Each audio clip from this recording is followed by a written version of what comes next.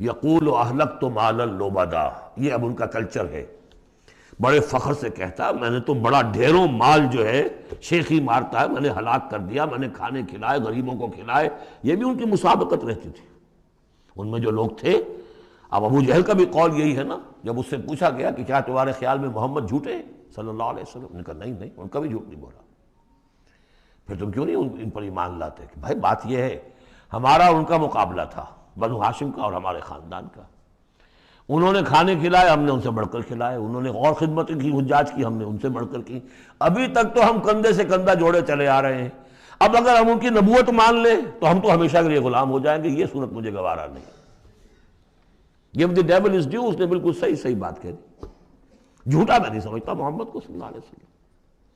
کتنا اخلاقی روب تھا حضور کا اس پر، وہ ہم پڑھ لیں گے آگے چل کر جب سورہ علق ہم پڑھیں گے، وہ بعد میں اسی وقت کے لیے موضوع ہے۔ تو وہ شیخی مارتے تھے، میں نے اتنا مال ہلاک کر دیا، اتنا خرچ کیا، اتنا غریبوں پہ لٹایا۔